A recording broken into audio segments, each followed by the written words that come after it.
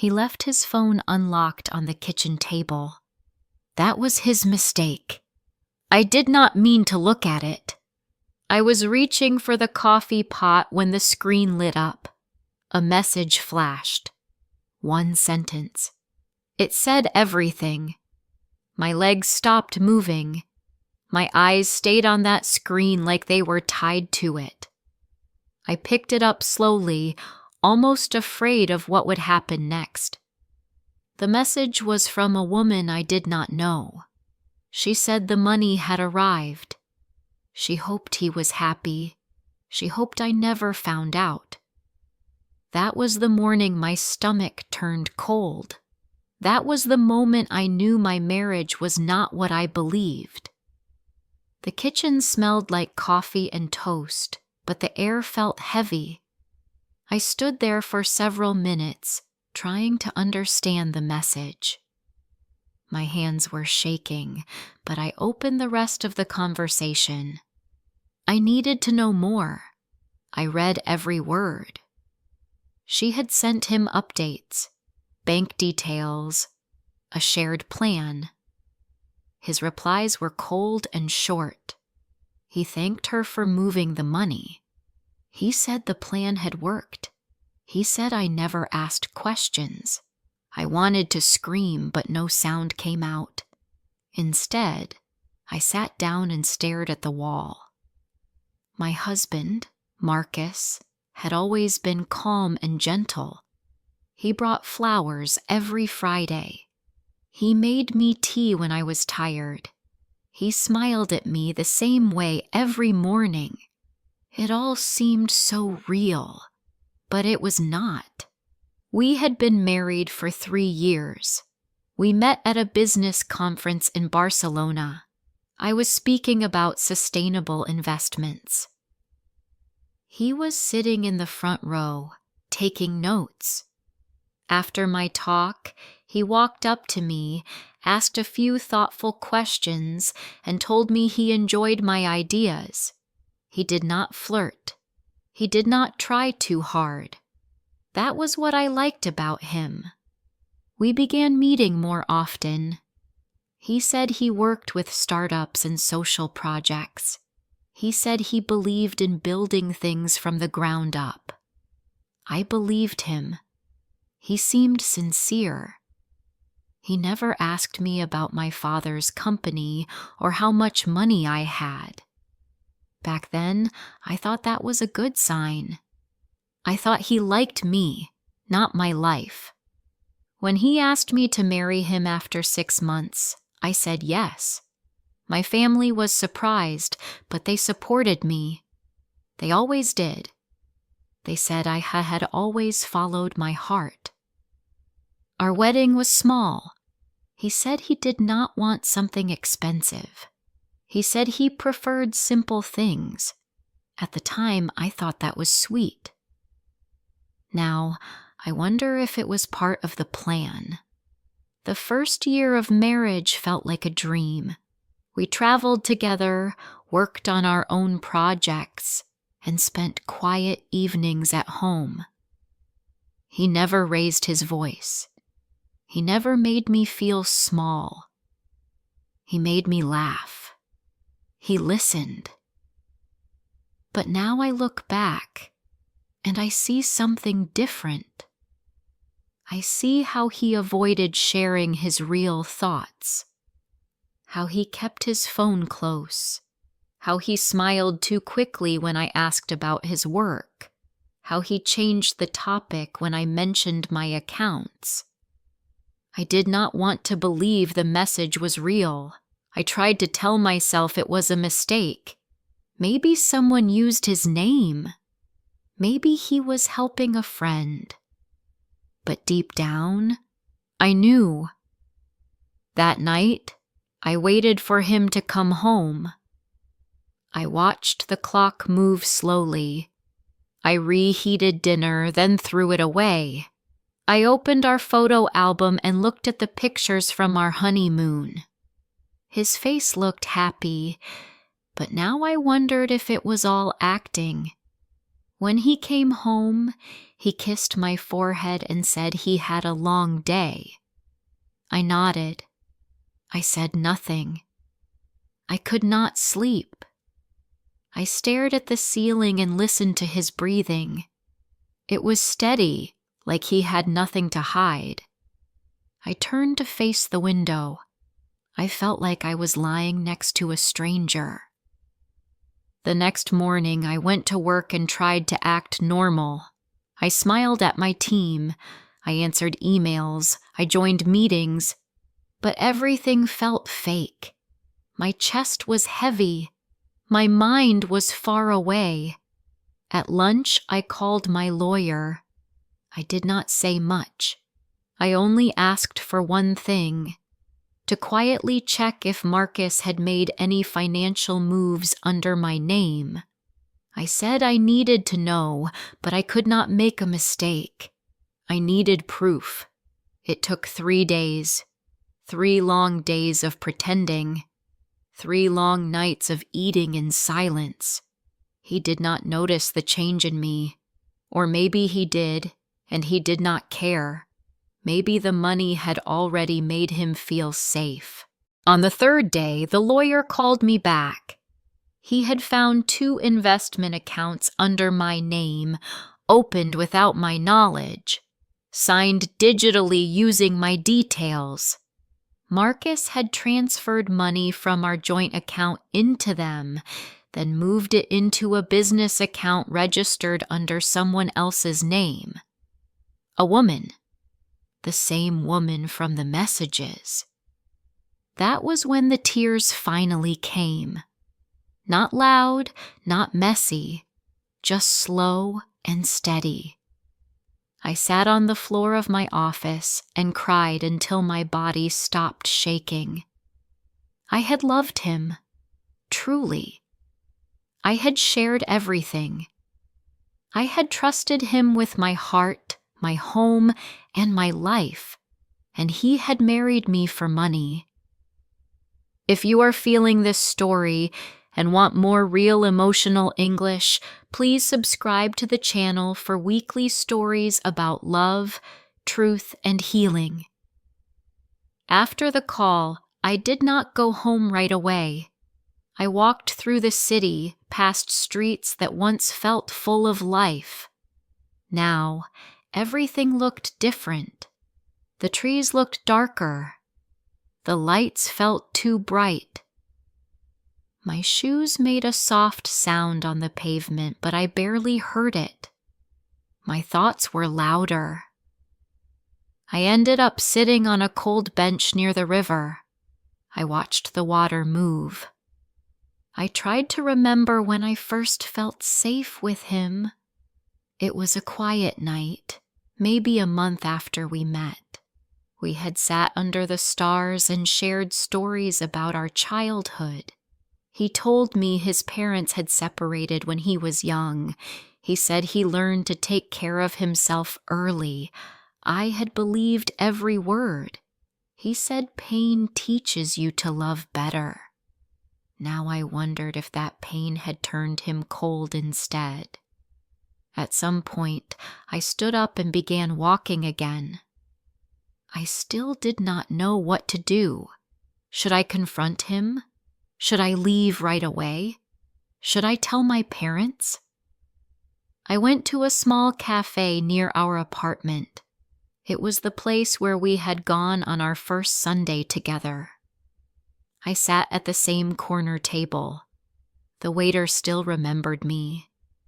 He smiled and brought me the usual tea without asking. I could not bring myself to smile back. That night, I returned home and found Marcus reading on the couch. He looked up and asked if everything was okay.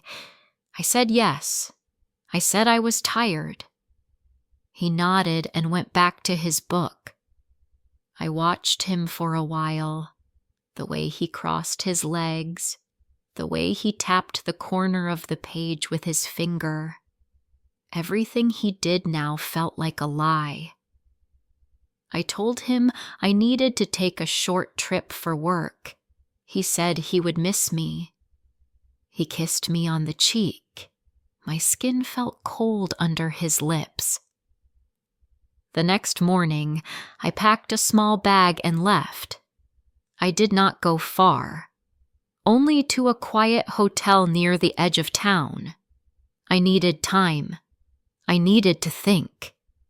I stayed in that hotel for 2 nights. I read through the lawyer's full report.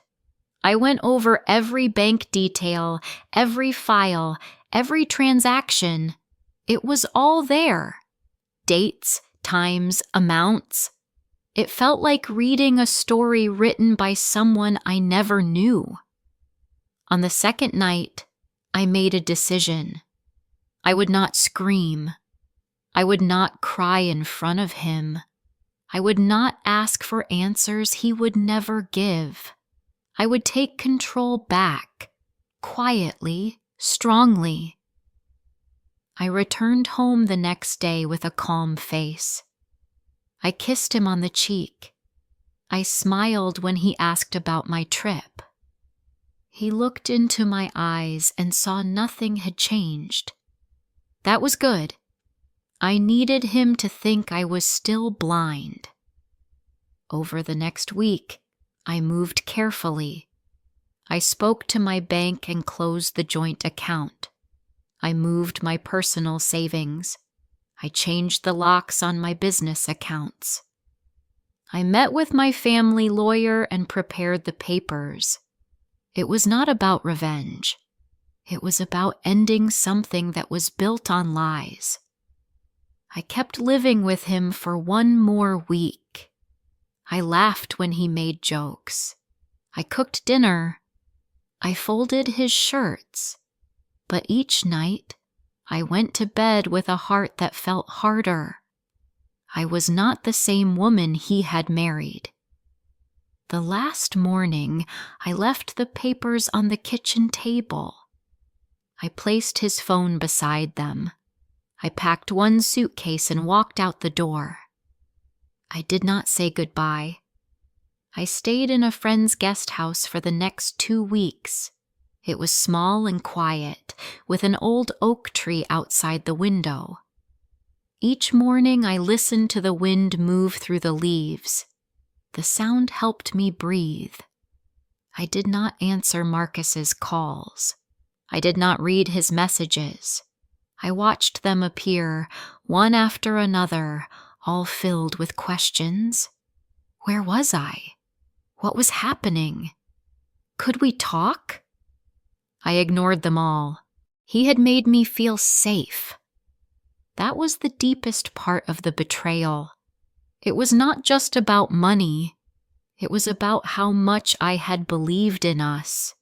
I had loved him completely, and he had planned everything like a business deal. I was not a wife to him. I was an opportunity. The lawyer delivered the papers a few days later. They were simple, clean. No arguments, no fights. The facts were strong. My financial records were clear. His actions were not. The law was on my side. But the heart does not care about that. The heart wants reasons, and reasons do not always come. He responded through a short email. He said he was shocked. He said he never meant to hurt me. He asked to meet just once, so he could explain. I deleted the message. Some nights, I woke up and felt his absence. My mind remembered the way he laughed at my bad jokes, how he held my hand in crowded places, how he whispered kind words when I felt tired. It took time to accept that those memories were not real, or worse, that they were, but only for me. I began therapy after the first month. I needed help understanding how I had missed the signs. The sessions were quiet at first. I sat there and cried more than I spoke. My therapist listened. She told me betrayal is not always loud. Sometimes it wears a smile and speaks in soft tones. Sometimes it brings you flowers. She was right. I started writing again, not for work, just for myself. I wrote about my days, my thoughts, my questions. I wrote about the first time I noticed him hesitate when I talked about my family's business. I wrote about the time he suggested I put his name on our shared property. I wrote about the moment I found his phone. The writing did not erase the pain, but it helped me see the story for what it was. Not a love story, a lesson. My parents asked questions, of course. They had their own opinions. They wanted details. I gave them only a little. I told them I needed time. I asked them not to tell anyone else. They respected that. One afternoon, I ran into someone who used to know both of us. She asked how married life was. I smiled politely and said things had changed. She looked surprised but did not ask more. I could feel her curiosity, but she did not press. I was thankful for that. As the weeks passed, I noticed something new inside myself, a kind of stillness, a quiet strength.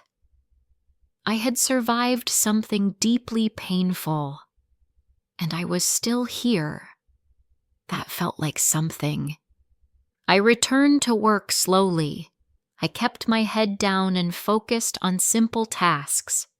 My team was kind. They gave me space. They did not know the full story, only that I had taken time off for personal reasons. That was enough. One evening, I sat by the window and watched the sunset. It was the first time in weeks that I felt peace. The sky was soft with orange and purple. The trees moved gently in the wind. I felt like I could breathe again. Then my phone buzzed. It was an email from Marcus. He said he had left the country. He said he had lost everything. He asked if I hated him. He wrote that he still thought about me every day. I stared at the message. My hands were still. My heart did not race. That surprised me. I closed the email and did not reply. After I deleted his message, I sat in the dark for a long time. Not thinking, not crying, just breathing. I realized then that something had changed in me. The woman I was before had gone. The woman who trusted too fast, who saw good in everyone, who believed love was always enough. In her place was someone quieter, slower to speak, more careful with her heart. I spent the next few weeks building new habits. I woke up early. I walked in the mornings, even in the cold. I stopped checking my phone after dinner. I listened to music again. Not the songs we used to share, but new ones that felt like mine. I planted flowers in a small pot on the windowsill. They took time to grow, but that felt right. One day, my therapist asked me what I had learned from all this. I told her I had learned how deeply a lie can hide, how love can blind you if you let it, how silence can be louder than shouting. I said I now understood that betrayal is not always a sharp knife. Sometimes it is slow, quiet, like water under a door. She nodded. She said that was true. In the 3rd month, I moved to a new apartment. It was smaller, simpler, and had no history. No furniture he had touched. No rooms that echoed his voice. The first night there, I made soup and ate it on the floor because I had no table yet. I felt lonely, but I also felt strong. I looked at the empty space and saw something new, a chance to begin again. One evening, I met with an old friend I had not seen in years. We sat in a quiet cafe. She told me about her children. I told her about the end of my marriage. She listened without judgment. Then she reached across the table and held my hand. She said I had not lost anything. I had cleared space for something better. Her words stayed with me. I did not look for love again. Not yet. I needed to love myself first. Not in a loud way, not with new clothes or big changes, but in the small choices. Sleeping well, eating well, saying no, saying enough. In the 5th month, I returned to the beach where Marcus and I had taken a holiday once. I walked alone this time. I watched the sea and let the wind push against me. I stood there for hours, not waiting for anything, just standing, letting the cold clean me. By the time I left, I felt lighter. I did not check his social media anymore. I did not ask people if they had heard from him. I did not care where he was or what he was doing. I was free, not healed completely, but free enough to stop carrying his choices as my own pain. Sometimes I still woke up at night and remembered small things. The way he poured my tea, the way he laughed at my jokes. But I stopped asking why. I stopped needing the answers. Some things cannot be explained. Some people wear masks for so long that even they forget who they are underneath. And me? I started becoming someone new, someone who knew the cost of trust, someone who knew her value had nothing to do with her bank account or her name, someone who had walked through fire and was still walking, and that, I decided, was enough. It was almost a year later when I heard his name again. I was attending a quiet business event in a nearby town. A small group, nothing like the large conferences I used to visit. I had come to listen, not speak. I wanted to stay invisible. One of the guest speakers was from a new tech firm. During the break, a man beside me mentioned the firm's early investor. He said the investor had lost everything after a failed deal abroad. The name he said was Marcus. I felt my breath slow down. Not in fear, not in pain, just stillness. The man beside me kept talking. He said the investor had left the country. He said nobody knew where he went. He said some people thought he changed his name. I nodded politely. I felt no anger, no sadness. I felt distant, like someone remembering a story from childhood. That was the moment I knew I was free. After the event, I drove back to the city. The sky was turning orange. I turned on the radio. A woman's voice was singing about letting go, about learning to breathe again. I smiled. In the months that followed, I said yes to more things. I said yes to quiet dinners, to old friends, to new books. I joined a small group that met every Saturday to read essays. We sat in a circle and shared thoughts. Nobody knew my story. I liked it that way. There was a man in that group named Elias. He was quiet, thoughtful. He brought old paperbacks to the meetings. One afternoon, he offered me a ride home. I accepted. In the car, we talked about language and silence, He said silence is not always emptiness. Sometimes it is space, a place where trust can grow. I thought about that for days. We began seeing each other more often, slowly. No fast promises, no deep confessions. He never asked about my past. I never asked about his. We talked about the present. One rainy evening, we sat in a small restaurant by the water. He told me that he used to be a writer. He said he stopped after his divorce. Too much noise in his mind. I listened. I understood. He did not fill the spaces with sweet words. He let them be quiet. That quiet felt safe. It took a long time before I let him into my home. When I did, he brought me a single book as a gift. Not flowers. A book. He said it had helped him understand loss. I read it that night. I cried. But not from pain. From recognition. We were both learning how to trust again. And that, I realized, was enough.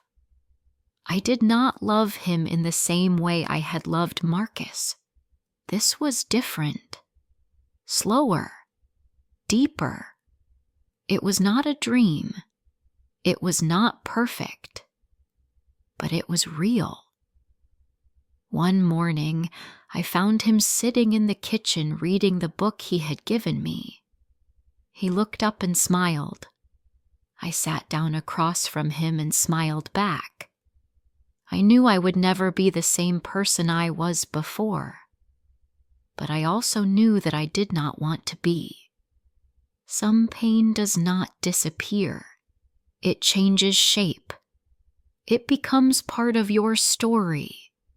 Not the whole story, but a page in the middle. And in the end, that was what saved me. Not revenge, not answers, not even love, but the quiet decision to begin again. And this time, to begin